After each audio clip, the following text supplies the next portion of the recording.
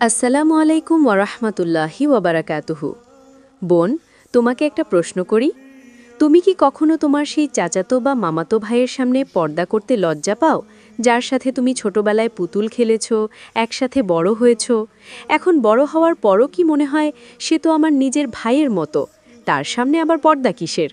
অথবা ধরো তোমার বড় বোনের স্বামী অর্থাৎ দুলাভাই, তিনি তো পরিবারেরই একজন মানুষ, সবাই একসাথে বসে গল্প করছে, খাচ্ছে, হাসছে। সেই সময় তুমি যদি নিজেকে ঢেকে রাখতে চাও, তখন কি মনে হয় না মানুষ কি ভাববে? বাইরে অচেনা মানুষের সামনে পর্দা করা যতটা সহজ, নিজের আত্মীয়দের সামনে পর্দা করা যেন তার চেয়ে অনেক বেশি কঠিন। আজকের এই ভিডিওটি সেই সব বোনদের জন্যই যারা এই দ্বিধার মধ্যে থাকেন। আজ আমরা জানব পরিবারের ভেতরে চাচাতো ভাই, মামাতো ভাই, দুলা ভাই বা ভাসুরের সামনে পর্দার বিধান কী, এবং কিভাবে সামাজিক সম্পর্ক বজায় রেখেও সুন্দরভাবে এই পর্দা রক্ষা করা যায়। প্রিয় বোনেরা, আমাদের সমাজে একটি খুব সাধারণ দৃশ্য দেখা যায়। অনেকেই বাইরে বের হলে খুব সুন্দরভাবে হেজাব বা পর্দা করে থাকেন, কিন্তু যখন বাসায় আত্মীয় আসে বা আমরা আত্মীয়ের বাড়িতে যাই, তখন সেই পর্দা আর থাকে না। এর কারণ হলো আমাদের অনেকের মনে একটি ভুল ধারণা আছে, আত্মীয় মানেই তো আপন মানুষ, তাদের সামনে আবার পর্দা করার কি দরকার? অথবা যৌথ পরিবারে তো পর্দা করা অসম্ভব। কিন্তু বোন, ইসলাম আমাদের সম্মান ও নিরাপত্তার জীবন ব্যবস্থা। আল্লাহ সুবহানাহু ওয়া তাআলা যে সীমারেখা নির্ধারণ করেছেন, তা আমাদের কষ্ট দেওয়ার জন্য নয়, বরং পরিবারকে পবিত্র ও শান্তিপূর্ণ রাখার জন্য। আজকের আলোচনায় আমি কাউকে ভয় দেখাতে চাই না, বরং বাস্তবতা বোঝাতে চাই। আমরা জানব কার সামনে পর্দা করা ফরজ এবং কার সামনে কিছুটা শিথিলতা আছে, আর বাস্তব জীবনে কিভাবে এটি মানা যায়। পর্দার কথা বলার আগে আমাদের খুব পরিষ্কারভাবে জানতে হবে মাহরাম কারা এবং গায়রে মাহরাম কারা। খুব সহজভাবে বললে, মাহরাম হলো সেই সব মানুষ যাদের সাথে ইসলামী চিরস্থায়ীভাবে বিয়ে হারাম, অর্থাৎ যাদের সাথে কখনোই বিয়ে করা সম্ভব নয়। যেমন আপনার বাবা, ভাই, ছেলে, চাচা, মামা, দাদা, নানা এবং শ্বশুর। তাদের সামনে বোরকা বা মুখ ঢেকে রাখা জরুরি নয়, আপনি স্বাভাবিক শালীন পোশাকে তাদের সামনে যেতে পারেন। অন্যদিকে গায়রে মাহরাম হলো সেই সব মানুষ যাদের সাথে বিয়ে করা ইসলামে বৈধ হতে পারে, এখন না হলেও ভবিষ্যতে বিশেষ পরিস্থিতিতে বিয়ে সম্ভব। এই গায়রে মাহরামদের সামনে পর্দা করা ফরজ। এখন প্রশ্ন হলো, পরিবারের ভেতরে কারা গায়রে মাহরাম? মনোযোগ দিয়ে শুনুন। প্রথমত, আপনার চাচাতো ভাই, মামাতো ভাই, খালাতো ভাই বা ফুফাতো ভাই। তারা হয়তো আপনার শৈশবের বন্ধু, কিন্তু শরীয়তের দৃষ্টিতে তারা আপনার জন্য গায়রে মাহরাম। দ্বিতীয়ত, আপনার বোনের স্বামী অর্থাৎ দুলাভাই। তৃতীয়ত, আপনার স্বামীর ভাই অর্থাৎ ভাসুর বা দেবর। বোন, শয়তান আমাদেরকে প্রায়ই ধোঁকা দেয় এই বলে, ওরা তো ভাইয়ের মতো। কিন্তু মনে রাখবেন, ইসলামে ভাই আর ভাইয়ের মতো এক জিনিস নয়।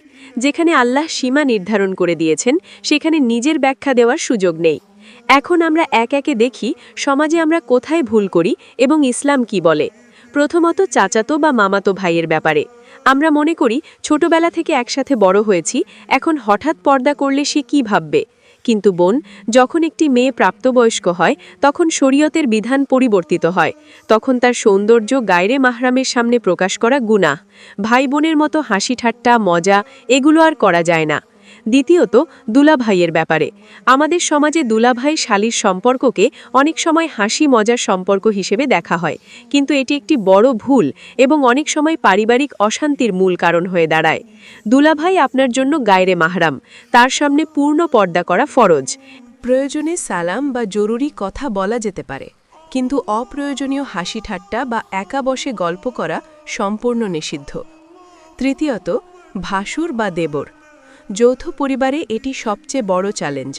আমাদের প্রিয় নবী সাল্লাল্লাহু আলাইহি ওয়াসাল্লাম বলেছেন, নারীদের জন্য দেবর বা ভাসুর হল মৃত্যুর মতো। সহিহ বুখারী ও মুসলিম।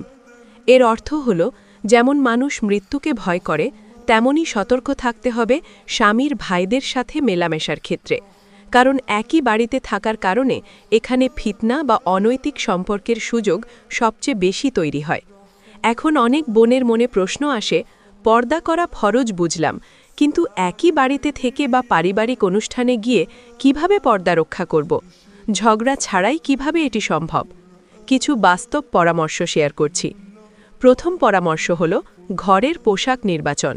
যদি আপনি যৌথ পরিবারে থাকেন বা বাড়িতে গায়রে মাহারাম আত্মীয় আসেন তাহলে আটশাট বা ছোট পোশাক পরবেন না। ঘরে পরার জন্য ঢিলেঢালা ম্যাক্সি বা আবায়া স্টাইলের পোশাক রাখুন।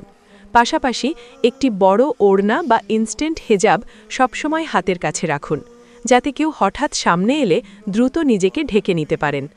দ্বিতীয় পরামর্শ হল চোখ ও কণ্ঠের পর্দা। পর্দা শুধু পোশাকে নয়, আচরণেও।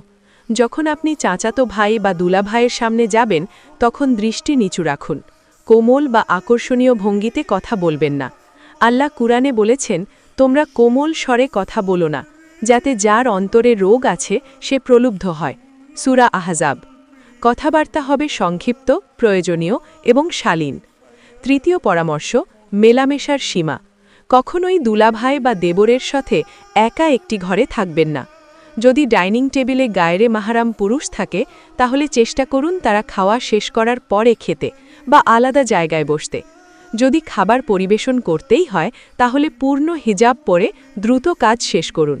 সেখানে দাঁড়িয়ে গল্প করতে থাকবেন না। চতুর্থ পরামর্শ, দরজায় নক করার অভ্যাস। পরিবারের সবাইকে শেখান কারো ঘরে ঢোকার আগে নক করতে। আপনি ভদ্রভাবে বলতে পারেন, ভাই, আমার রুমে আসার আগে একটু শব্দ করবেন বা নক করবেন। এটি লজ্জার বিষয় নয়, বরং আপনার অধিকার। যখন আপনি পর্দা শুরু করবেন তখন প্রথমে অনেক কথা শুনতে হতে পারে। কেউ বলবে, আমাদের কি সন্দেহ করছো? কেউ বলবে, এত বাড়াবাড়ি করার দরকার নেই। এই পরিস্থিতিতে 3টি কাজ করুন। প্রথমত, তর্ক করবেন না। কেউ কটু কথা বললেও হাসি মুখে চুপ থাকুন, কারণ তর্কের মধ্যে শয়তান সুযোগ পায় এবং আপনার ইবাদাতের সৌন্দর্য নষ্ট হয়। দ্বিতীয়ত, হিকমত ব্যবহার করুন। তাদের বলুন, আমি আপনাদের সম্মান করি, কিন্তু এটি আল্লাহর হুকুম। আমি আল্লাহকে খুশি করার জন্যই এটি করছি। তৃতীয়ত, আচরণ সুন্দর রাখুন।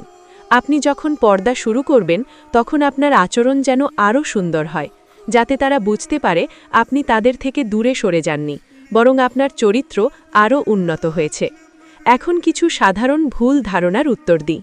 প্রথম ভুল ধারণা, মন পরিষ্কার থাকলে পর্দার দরকার নেই।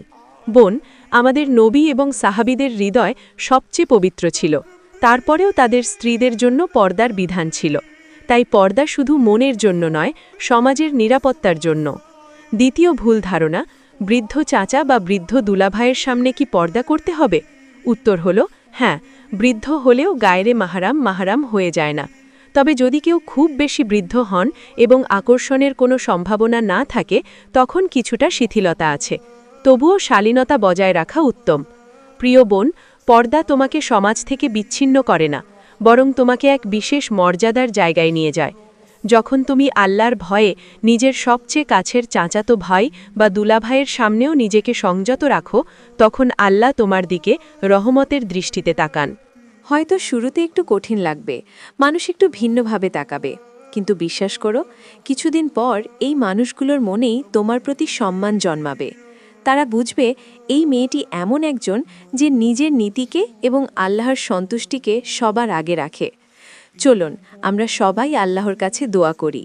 হে আল্লাহ, আমাদের মা বোনদের জন্য পর্দার বিধান পালন করা সহজ করে দাও। আমাদের পরিবারের পুরুষদের অন্তরে সম্মান ও তাকওয়া দান করো। আমাদের ঘরগুলোকে ফিতনা থেকে রক্ষা করে জান্নাতের টুকরো বানিয়ে দাও। আমিন।